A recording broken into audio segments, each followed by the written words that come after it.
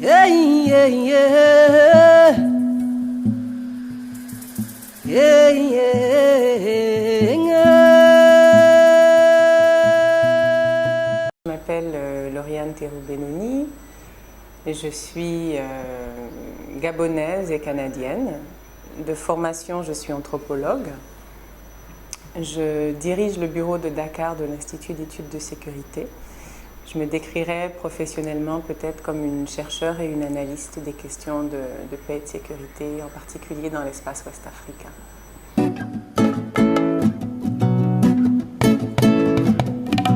L'Institut d'études de sécurité est un think tank, donc une organisation de recherche axée sur le développement des politiques, qui est née en 1991 en Afrique du Sud. Donc l'organisation aura 25 ans l'année prochaine. En effet.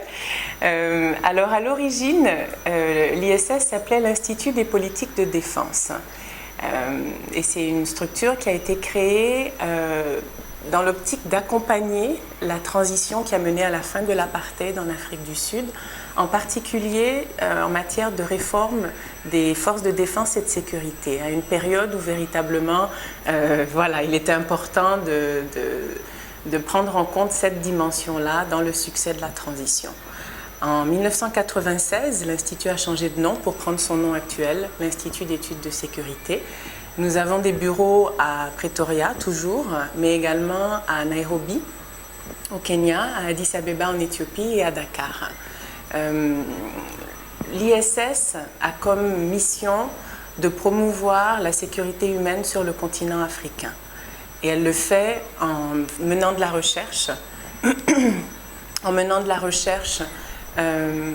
indépendante, en donnant des conseils, en particulier des conseils axés sur le développement des politiques ou en contribuant à la mise sur pied de politiques, notamment publiques, efficaces, et également en encourageant donc le renforcement de capacités ou la formation de ceux qui sont chargés de mettre en œuvre ces politiques.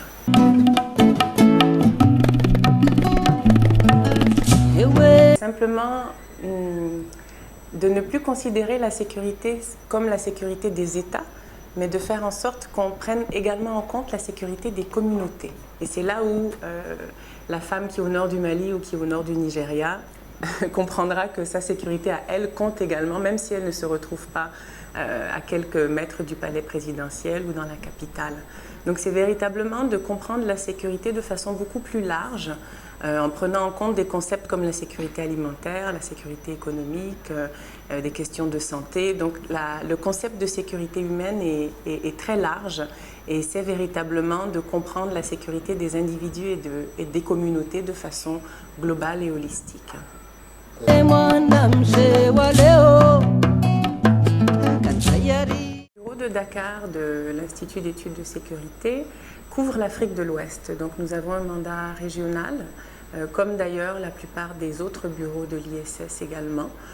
On couvre donc l'espace CEDEAO, mais on se rend bien compte à la lumière des dernières crises, notamment celle au Mali, et on pourrait dire la même chose de ce qui se passe au Nigeria avec le phénomène Boko Haram, qu'il est peut-être pas toujours évident ni très utile de limiter l'environnement géographique à des frontières très précises quand on essaie de comprendre les dynamiques sécuritaires. Dans le cas de la crise malienne, par exemple, il était difficile de voir les enjeux dans leur globalité sans prendre en compte l'Algérie, la Mauritanie, un certain nombre de pays frontaliers hors espace CEDEAO, et on doit dire la même chose avec le Nigeria. Il faut absolument qu'on prenne en compte le Tchad, le Cameroun, voilà.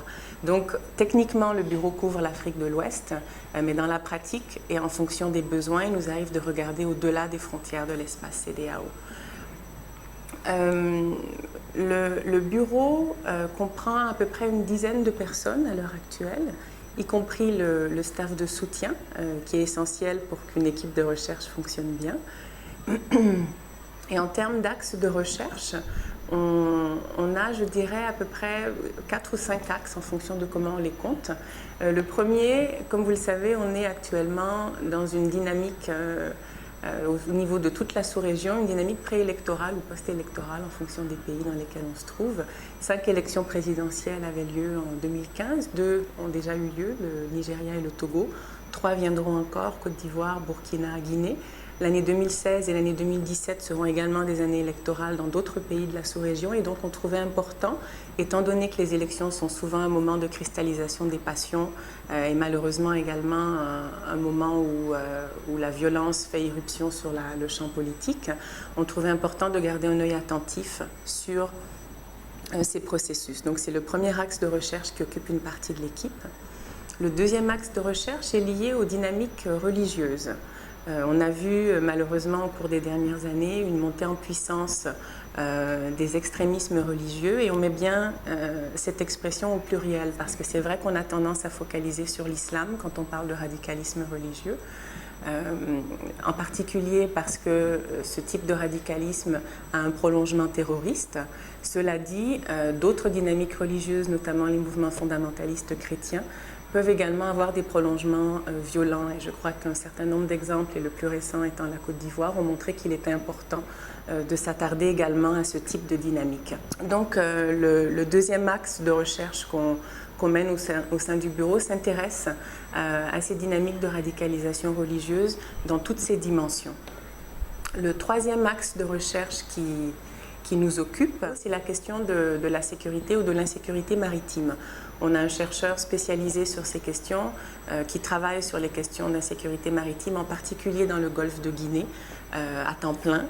Donc bien entendu, par insécurité maritime, on pense automatiquement à la piraterie, mais son travail porte également sur des pratiques comme la pêche illégale, les problèmes environnementaux liés au domaine maritime, l'érosion côtière, donc toutes les questions qui peuvent avoir un impact sur la sécurité des populations, en particulier dans les zones côtières.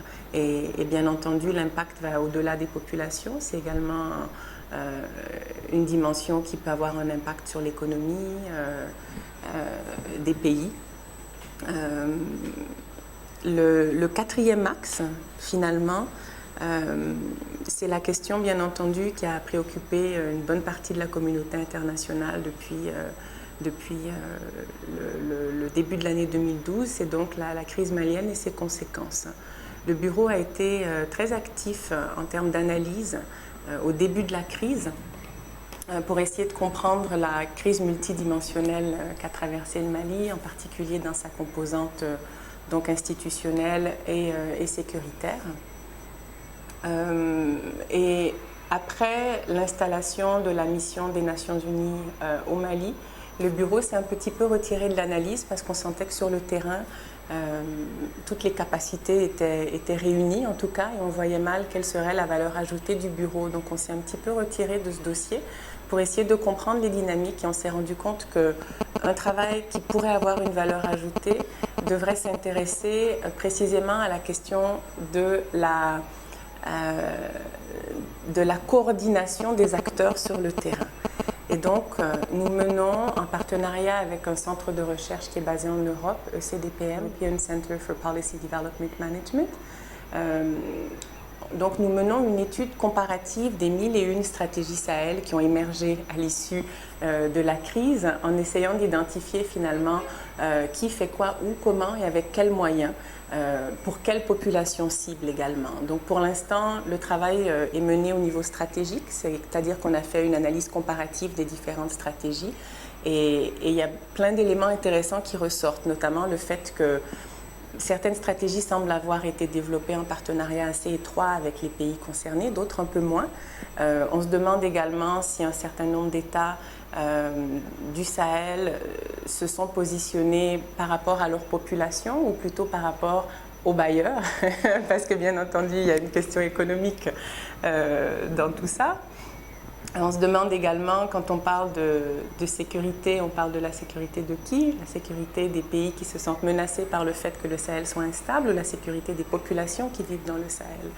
Donc voilà, on soulève un certain nombre de questions difficiles et qui ne sont pas toujours politiquement correctes. Et c'est un travail qui est mené en partenariat avec le secrétariat technique de coordination de la plateforme ministérielle des stratégies Sahel. Et donc ce projet est un exemple du type de projet qu'on aime mener à l'ISS, c'est-à-dire que nos recherches ne restent pas sur les bibliothèques, les étagères des bibliothèques, mais véritablement on essaie de faire en sorte que les conclusions de nos analyses soient portées au niveau des gens qui prennent des décisions sur les questions qui nous intéressent. Donc en vous parlant de ces projets-là, je vous ai aussi parlé finalement du mode de fonctionnement de l'ISS, c'est-à-dire qu'on essaie de faire en sorte que nos analyses, nos recherches, nos conclusions, nos recommandations véritablement aient un impact sur les processus décisionnels par rapport aux questions sur lesquelles nous travaillons.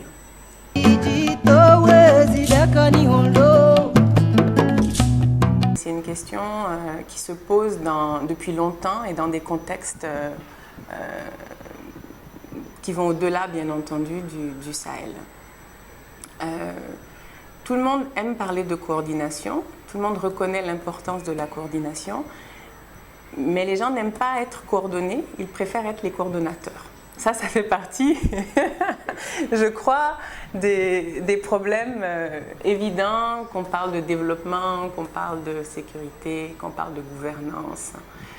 Donc dans le cas de ce projet spécifique, bien entendu, nous sommes quelque part des acteurs extérieurs qui analysent une situation aussi froidement que possible et qui cherchent à faire des recommandations aux acteurs. Le travail d'analyse comparative que nous menons est venu assez tard, je dirais, dans le processus, dans la mesure où la plupart des acteurs avaient déjà élaboré leur stratégie au moment où notre travail d'analyse comparative a été mené. Ce que ça signifie, c'est que quelque part, c'est un travail qui est mené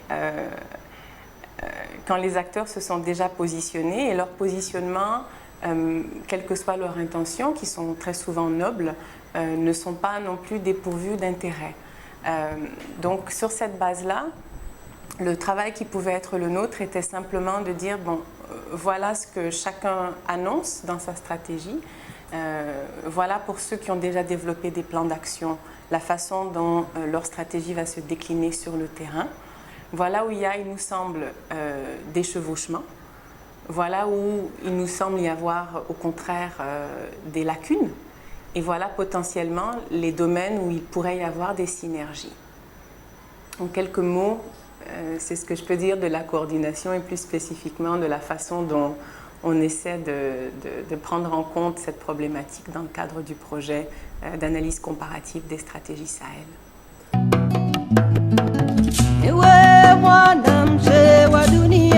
C'est une question bien entendu qui est légitime et qui, je crois, est surtout symptomatique de,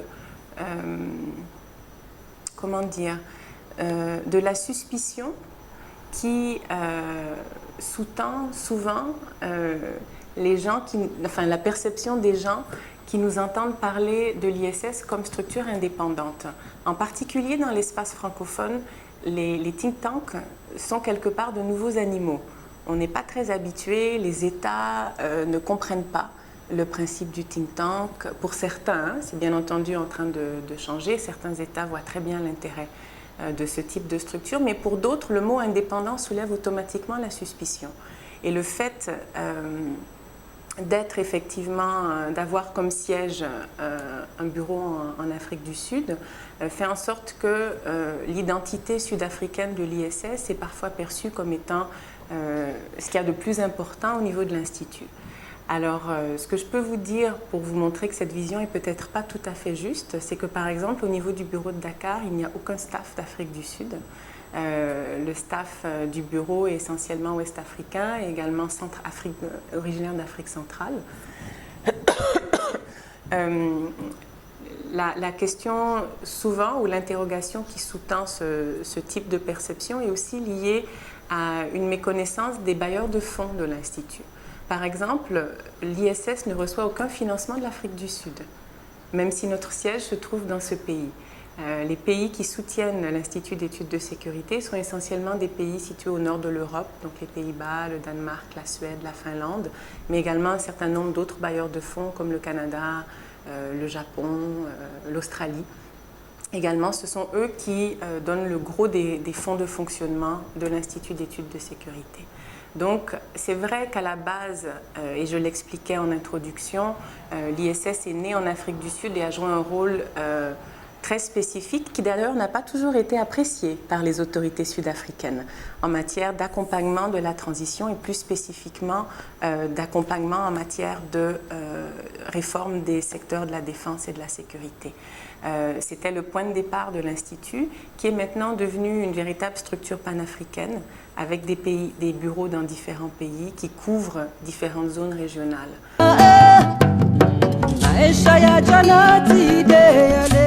Le concept même du think tank est donc une notion qui est née essentiellement aux États-Unis, donc un pays où les lieux de prise de décision et les lieux de pouvoir sont assez localisés. On a la Maison Blanche, le Congrès, enfin, la notion des lobbyistes d'ailleurs aussi vient de là.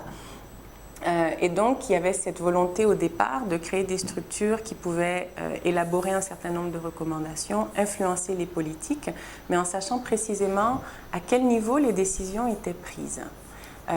Quand on essaie de transférer ce concept et ce mode de fonctionnement au continent africain, on est effectivement confronté à un certain nombre de difficultés. La première, et j'en nommerai peut-être deux ou trois, la première, c'est que la notion de centre de recherche indépendant des États est assez étrangère au mode de fonctionnement de nos États, en particulier francophones, parce que la recherche, jusqu'ici, émanait des universités. Les universités sont liées aux États.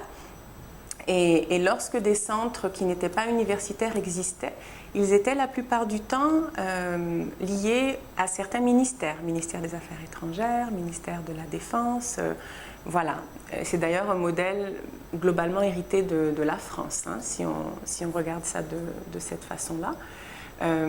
Donc déjà, le fait d'avoir une structure qui n'est pas liée à l'État et qui vient s'installer dans des États africains francophones, avec comme objectif de nourrir la réflexion des États, c'est perçu, et on le sent très fort dans certains États de la sous-région, comme c'est perçu, disons, comme un risque potentiel, j'ai envie de dire, pour l'État lui-même, parce qu'on pourrait se permettre d'émettre des analyses qui ne soient pas nécessairement positives. On a certains États qui sont assez chatouilleux sur des questions spécifiques. Donc on est souvent perçu, je dirais, comme des espèces de petits animaux incontrôlables. Voilà. Et certains États, par contre, ont au contraire compris l'intérêt d'avoir des structures indépendantes qui puissent conseiller leurs décisions, qui puissent jouer un rôle positif dans leur prise de décision, j'aurais dû dire, qui peuvent jouer un rôle positif dans leur compréhension des enjeux auxquels ils sont confrontés et sur lesquels, en tant qu'acteurs politiques, ils n'ont parfois pas le temps de réfléchir en profondeur. Donc certains États ont très bien compris l'intérêt de structures comme la nôtre. Le deuxième problème que je voulais évoquer par rapport au rôle des think tanks, en particulier en Afrique, c'est la difficulté d'identifier précisément les lieux où sont prises les décisions.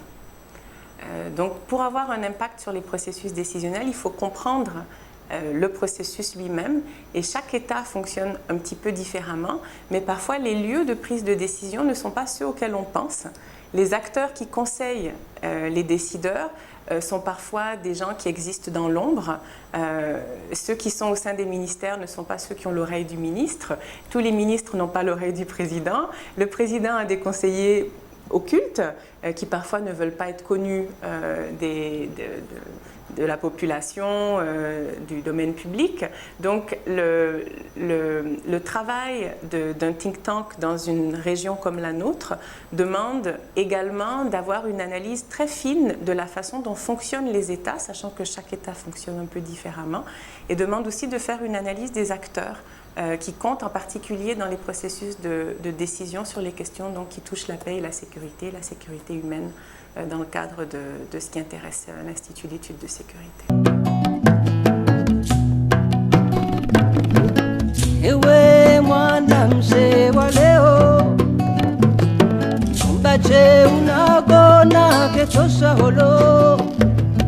Étant donné ce qui s'est passé en 2010, c'est-à-dire une élection très fortement contestée, suivie d'une crise post-électorale violente qui a fini quand même en guerre finalement, même si la période de ce qu'on pourrait qualifier de guerre a été assez courte.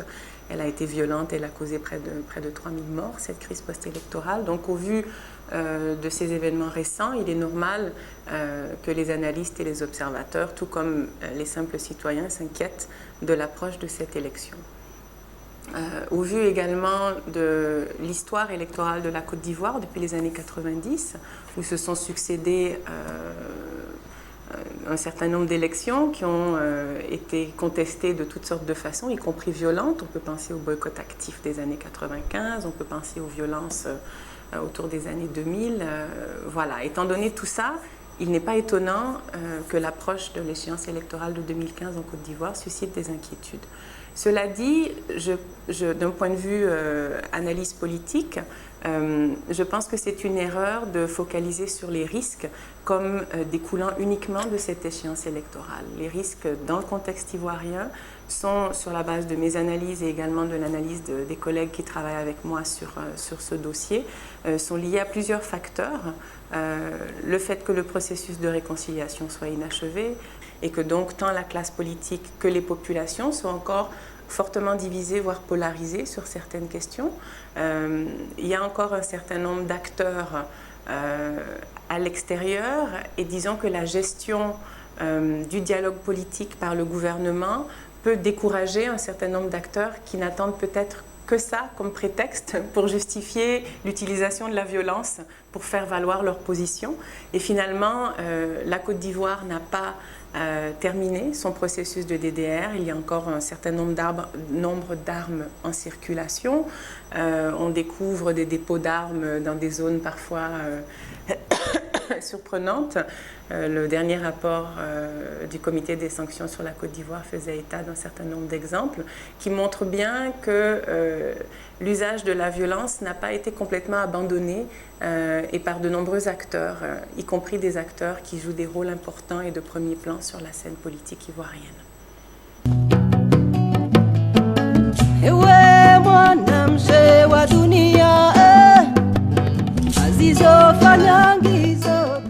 Alors c'est toujours difficile de résumer 300 pages en quelques mots, mais ce que je peux dire, disons, sur les principales conclusions de la thèse, c'est que véritablement, dans le cas ivoirien comme dans d'autres conflits sur le continent africain, à partir du moment où la crise a éclaté, on a attribué une très lourde responsabilité aux médias dans cette crise. Maintenant, ce qui est frappant quand on regarde finalement le processus analytique qui mène du fait qu'on constate qu'il y a une crise au processus d'accusation des journalistes et des médias, c'est que le lien est assez peu démontré. Il est plutôt reconnu comme existant et donc on ne le remet pas en question. Et dans le cadre de ma thèse, précisément, j'ai essayé de remettre en question ce lien-là. Et donc, c'est un travail qui va à contre-courant, je dirais, de la plupart des analyses qui s'intéressent au rôle des médias dans les situations de conflit. Et je l'ai fait en essayant de partir du point de vue des acteurs qu'on accusait, les journalistes eux-mêmes, en passant beaucoup de temps dans les rédactions de différents journaux, situés souvent à l'opposé du spectre politique ivoirien, à une période qui, comme vous le savez, donc à partir de 2003 jusqu'à 2008, une période qui était très très polarisée. Et finalement, j'essayais de discuter avec les journalistes tant de leur pratique que de leur compréhension du rôle qu'on leur faisait porter en tant que personnes qui ont mis de l'huile sur le feu, qui ont attisé comment on appelle ça, les ashes,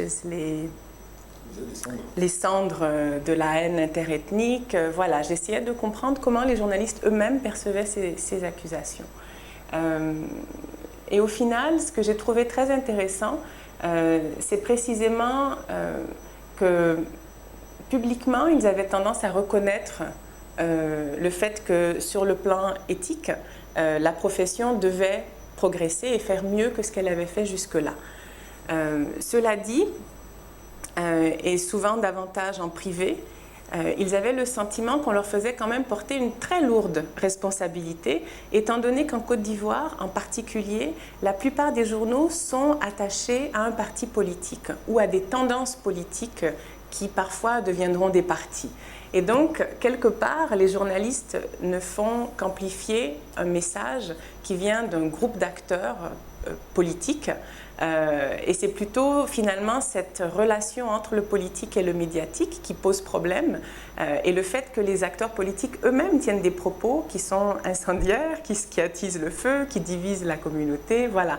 Donc finalement, ce que j'ai envie de dire peut-être en quelques mots, c'est que le problème de mon point de vue dans le modèle qu'on met de l'avant quand on attribue une responsabilité aux médias dans les conflits, c'est qu'on crée une espèce d'analyse linéaire où on prend un message, allez attaquer votre voisin, qui aurait un impact direct sur des gens qui deviendraient des espèces d'automates et qui iraient attaquer leurs voisins sans même se demander pourquoi ils le font. Je trouve que c'est une analyse très simpliste et à la limite, disons une analyse qui décrit les populations, en particulier africaines, parce que ce type d'analyse a malheureusement surtout été faite sur le continent africain, même si on a aussi eu des travaux portant sur, sur des zones en Europe comme le Kosovo et tout. Mais c'est une analyse qui finalement ne rend pas justice à la capacité d'action des Africains, des populations africaines dans les choix qui justifient, enfin je ne devrais pas dire justifient, dans les choix qui peuvent mener parmi les différentes options à l'usage de la violence.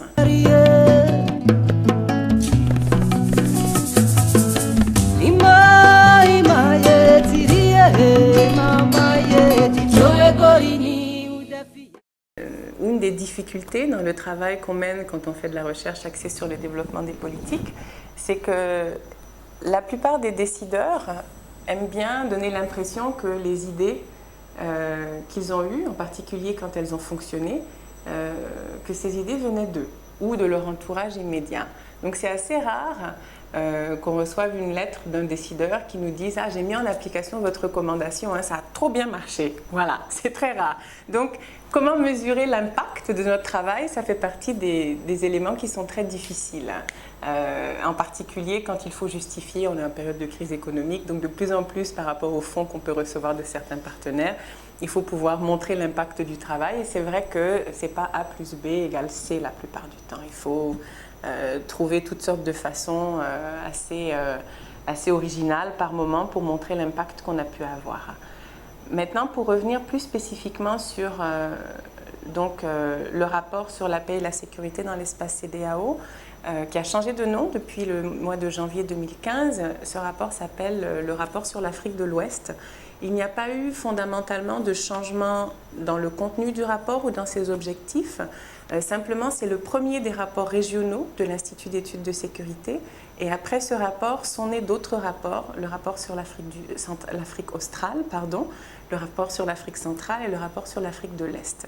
Et de façon à mettre en phase les différentes publications régionales, on a décidé d'appeler ce rapport également rapport sur l'Afrique de l'Ouest. Donc, c'est un rapport qui est né en 2012 dans le cadre du mémorandum d'accord qui nous lie à la CEDEAO et qui visait à fournir aux décideurs de la communauté économique des États d'Afrique de l'Ouest, qu'ils se situent au sein de la CEDEAO elle-même ou dans les pays membres, ou même aux partenaires extérieurs qui s'intéressent aux dynamiques de paix et de sécurité dans la zone. Donc ce rapport visait à fournir des analyses basées sur de la recherche de terrain, de façon à nourrir la réflexion de ceux qui prennent des décisions sur les questions émergentes ou sur les questions qui posent problème depuis un certain temps dans la zone. Alors c'est un petit rapport qui fait entre 8 et 12 pages. On part du principe que les gens qui doivent prendre des décisions importantes n'ont pas toujours le temps de lire des thèses en 3 tomes. Et donc on essaie d'être aussi concis que possible, tout en étant bien entendu précis et on tente d'aller en profondeur.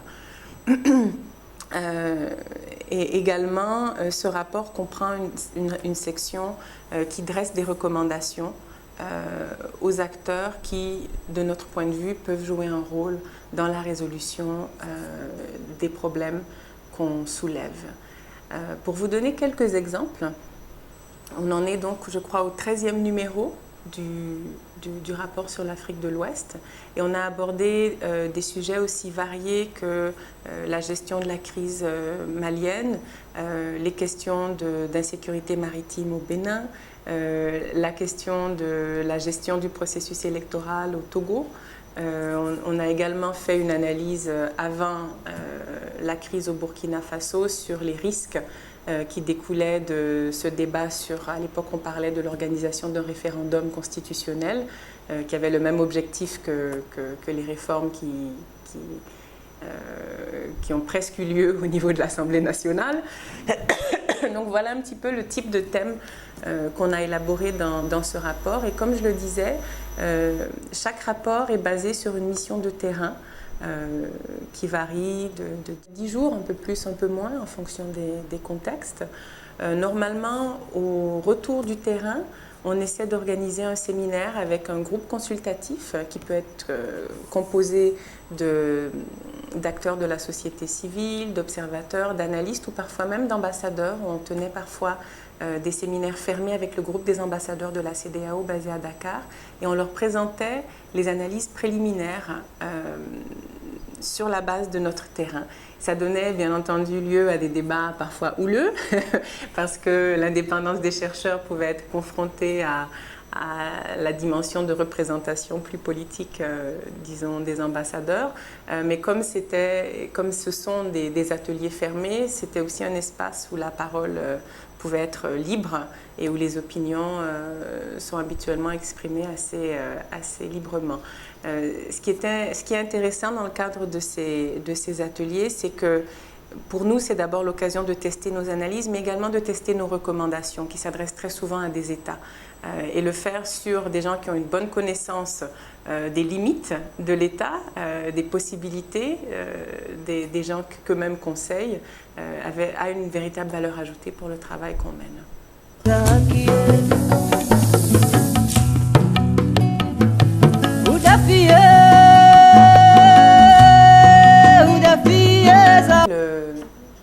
Le comité des 34, donc c'est son petit nom. Le nom au long, c'est le comité spécial des opérations de maintien de la paix des Nations Unies. C'est un comité qui est né dans les années 60 et qui,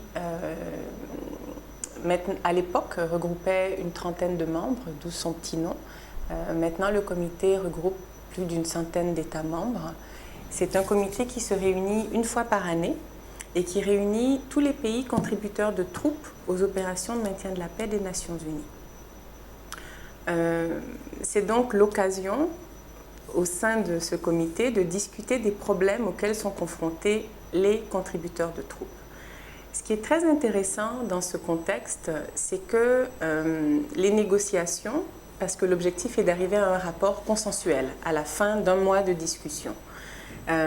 Donc les États sont regroupés en groupes régionaux, l'Union européenne, un groupe qu'on appelle CANZ, donc Canada, Australie, Nouvelle-Zélande, le groupe de Rio, qui regroupe un certain nombre d'États latino-américains, le Brésil est souvent d'ailleurs le coordonnateur de ce groupe, et le groupe le plus important, c'est le groupe des NAM, donc le mouvement des non-alignés,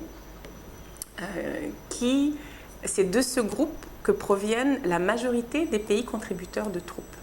Donc c'est un comité où on peut voir une forme d'inversion des rapports de force, parce que normalement ceux qui tiennent le gros bout du bâton, c'est ceux qui payent, qui ne sont pas les pays issus du mouvement des non-alignés. Mais dans le cadre de ce comité, les pays du NAM sont les plus gros contributeurs et donc sont perçus ou se perçoivent eux-mêmes comme des acteurs dont la parole compte au sein de ce comité. Et comme vous le savez probablement, les pays contributeurs les plus importants, ce sont en particulier l'Inde, le Pakistan, le Bangladesh, qui contribuent un nombre très important de troupes. Alors, ce comité cherche à faire des recommandations qui parfois vont dans le sens d'un maintien de la paix plus efficace et qui malheureusement parfois vont aussi dans le sens de la protection des intérêts des pays contributeurs de troupes. Parce que derrière le maintien de la paix, il y a également une dimension économique, chaque soldat bénéficiant d'une prime spécifique et chaque matériel également utilisé par les différents soldats étant remboursé en fonction de grilles établies par les Nations Unies. Dans le cadre du travail que j'ai mené sur le comité des 34 et après avoir assisté à un certain nombre de réunions annuelles, à l'époque je travaillais pour le réseau francophone des opérations de maintien de la paix, l'Europe, qui est une structure de recherche basée à l'Université de Montréal. Et la question qu'on se posait, c'est pourquoi les pays africains francophones en particulier participent aussi peu aux opérations de paix des Nations Unies. Et on s'est dit, tiens, un cadre intéressant dans lequel essayer d'observer les dynamiques et le rôle joué par les francophones pourrait être ce comité qui regroupe, comme je l'indiquais, tous les pays contributeurs de troupes aux Nations Unies. Ce travail se situe dans un cadre plus large qu'il me semble important d'expliquer. C'est un travail donc, qui a été mené à partir des années 2005-2006, mais qui était basé sur un constat qui, lui, date de 2004, un moment clé dans l'histoire du maintien de la paix où, tout d'un coup, la majorité des opérations déployées sur le terrain l'étaient dans l'espace francophone.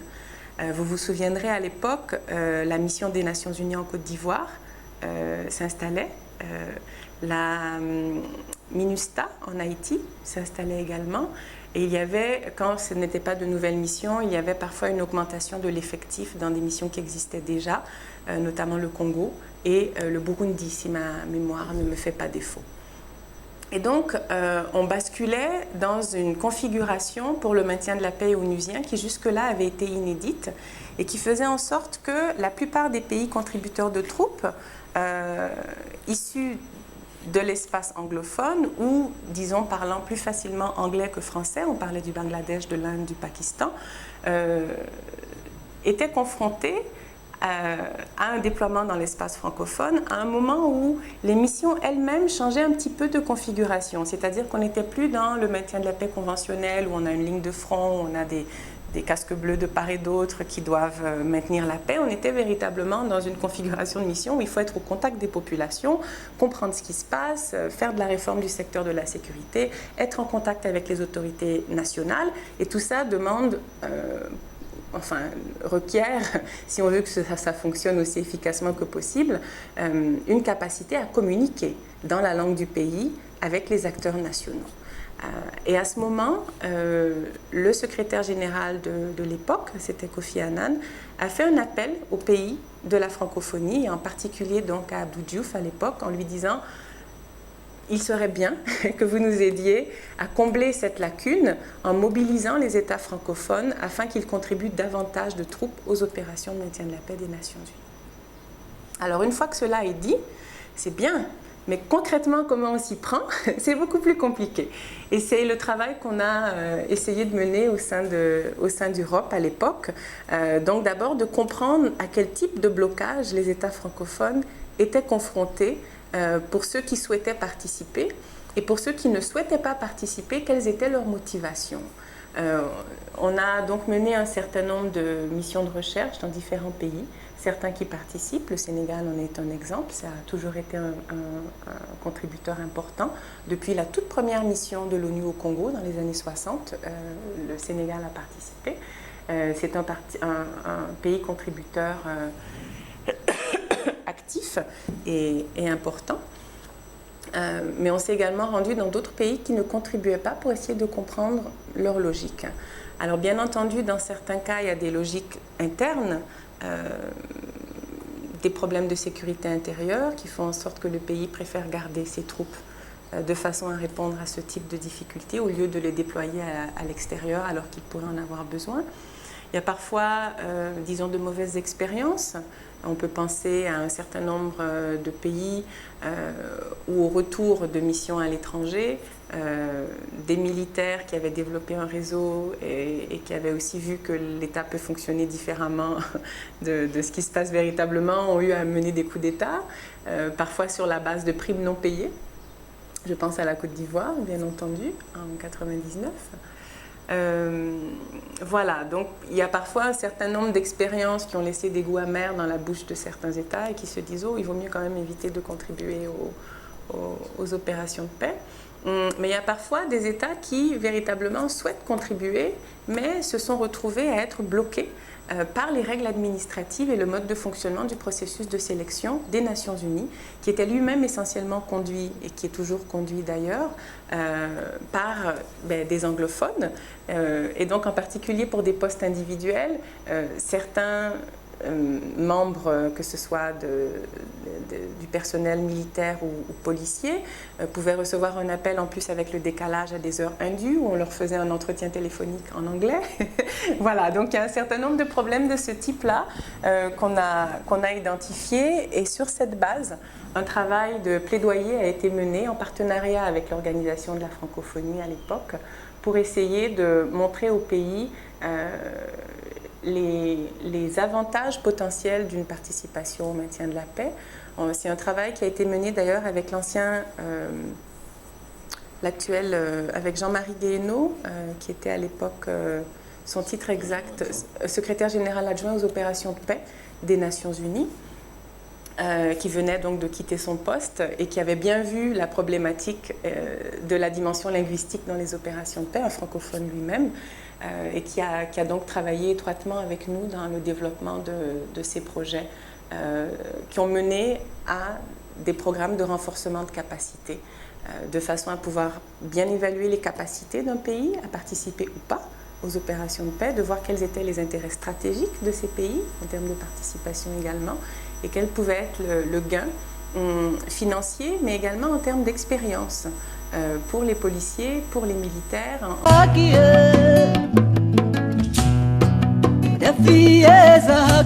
Le bureau de Dakar de l'Institut d'études de sécurité met en œuvre un projet de renforcement de capacité, même si c'est un mot qui est très souvent galvaudé, qui vise en fait en particulier les chercheurs francophones d'Afrique de l'Ouest. Le projet est financé par le Centre de recherche en développement international du Canada depuis 2012. Et ce projet vise véritablement à faire en sorte que ces jeunes qui doivent avoir moins de 30 ans, qui doivent être issus de l'Afrique de l'Ouest et qui doivent détenir une maîtrise, passent 10 mois au sein du bureau et apprennent tout ce qu'il y a à apprendre de façon pratique sur la recherche axée sur le développement des politiques. Le constat de départ de ce projet est le suivant. Nos universités dans la sous-région, mais je dirais même au-delà de la sous-région, forment des jeunes qui sont en maîtrise de faire un mémoire en 3 tomes, mais quand on leur demande de produire une note d'analyse de 2 pages, synthétique, précise avec des recommandations, c'est beaucoup plus compliqué. Et donc, ça soulève bien entendu la question de l'adéquation entre la formation reçue et les besoins du marché du travail, qu'il soit national ou international d'ailleurs. Donc, le constat, c'était celui-là, et c'était aussi que l'Afrique de l'Ouest est malheureusement encore une des régions du continent qui est le plus secouée par des crises sécuritaires, par des problèmes de gouvernance, par des problèmes, voilà, on pourrait dire de sécurité humaine plus largement.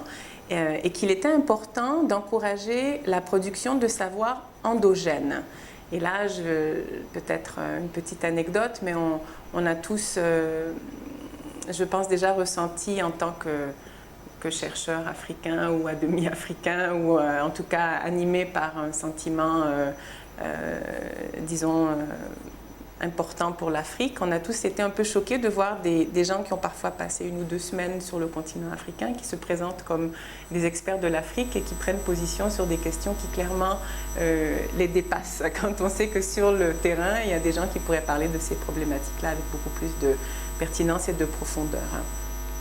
Donc, l'objectif, c'est aussi d'encourager la production de savoir endogène, mais également de savoir-faire, parce que pour arriver au niveau où on vous invite à la télé ou à la radio pour parler de certaines questions, il faut savoir être concis, il faut savoir avoir une pensée structurée, il faut savoir dire les choses de la façon dont les médias aiment les entendre, et ce n'est pas nécessairement des choses qui sont enseignées à l'université. Et donc l'ISS offre un cadre pratique d'expérience professionnelle qui vise à faire de ces chercheurs des chercheurs opérationnels tant au niveau de la recherche, disons sur Internet, que de la recherche de terrain, qui vise à faire d'eux des chercheurs qui sont en mesure de prendre la parole devant les médias, de présenter des situations complexes, de faire de l'analyse, et qui sont également en mesure de traduire les données empiriques qu'ils sont allés recueillir sur le terrain en recommandations concrètes pour des décideurs.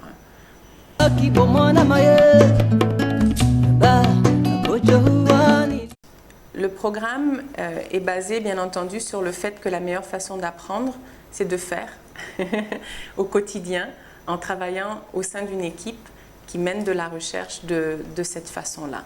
Donc chaque jeune se voit assigner une zone de couverture dans l'espace Afrique de l'Ouest, qui est donc découpée en fonction des différents systèmes de conflit, doit suivre l'actualité au quotidien dans sa zone et être en mesure d'en parler progressivement, hein, avec de plus en plus de profondeur et avec une compréhension des enjeux. Chaque jeune est donc aussi accompagné par un chercheur senior. Parfois, ils partagent le même chercheur et certains chercheurs sont basés à Dakar ou sont basés dans d'autres bureaux en fonction des thématiques de recherche, sachant qu'on a également donc, un chercheur qui couvre l'Afrique de l'Ouest au niveau du bureau de Pretoria, David Zoumenou, le docteur David Zoumenou. Et véritablement, les jeunes sont associés à tout ce qu'on fait au sein du bureau. Quand on reçoit des décideurs, l'ambassadeur de tel ou tel pays qui souhaite mieux comprendre la crise en Casamance ou qui souhaite mieux comprendre pourquoi une partie des belligérants au Mali n'ont pas signé l'accord de paix, on les emmène avec nous dans le bureau au moment où on donne le briefing à l'ambassadeur et petit à petit, on fait en sorte que ce soit eux qui donnent ce briefing-là ou qu'ils ajoutent bien entendu des éléments au départ et quand ils se sentent à l'aise, qu'ils puissent le faire eux-mêmes. On leur montre comment on mène de la recherche de terrain, comment on mène des entretiens, comment on pose des questions délicates. Je le disais tout à l'heure, comment on traduit les données empiriques qu'on collecte en recommandations concrètes. Donc il y a véritablement un travail quotidien qui est fait avec chacun de ces jeunes qui passe par parfois des sessions plus formelles où on va sortir le tableau, prendre des notes et essayer de montrer comment les choses se passent. Mais je dirais la plus grande partie de l'apprentissage se fait plutôt par exemple. Par l'exemple, en regardant des chercheurs plus expérimentés faire le travail et leur donner des responsabilités dans le cadre de programmes ou de projets plus larges, des responsabilités qui progressivement seront de plus en plus importantes.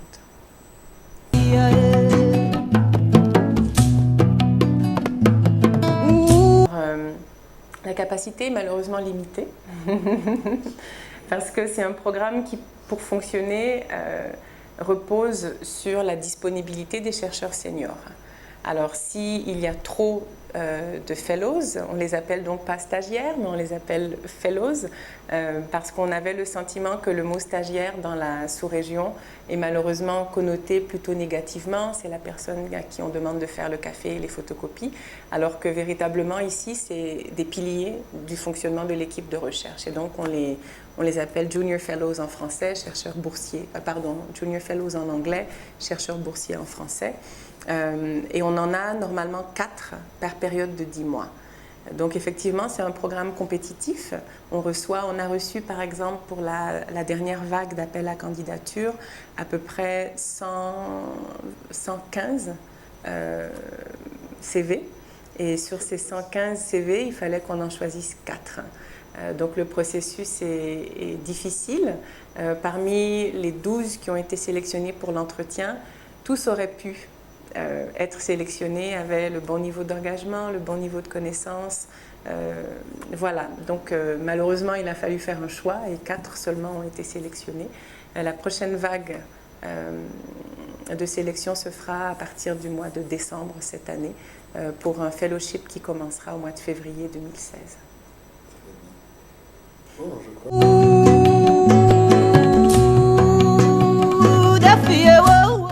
Bien entendu, entendu, l'objectif, c'est de faire des fellows qui passent au sein des bureaux de l'ISS et du bureau de Dakar, notamment, des chercheurs aussi opérationnels que possible.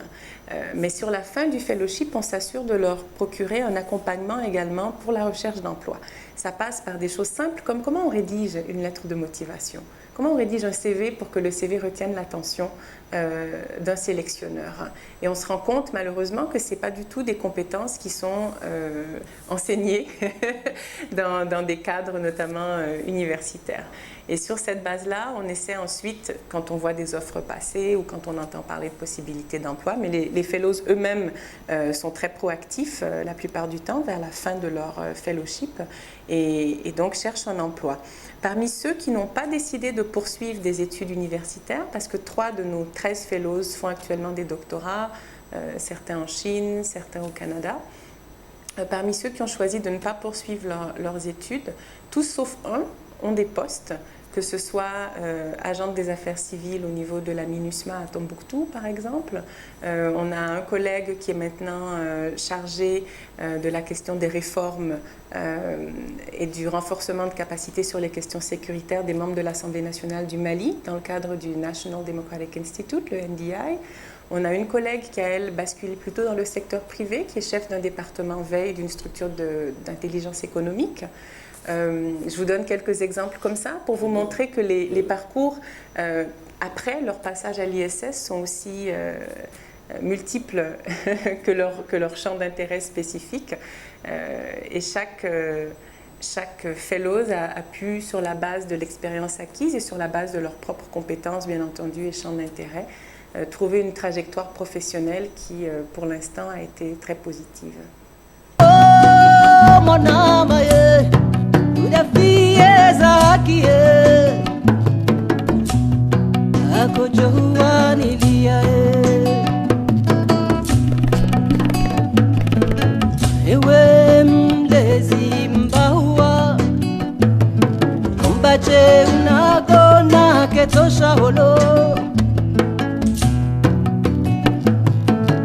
Song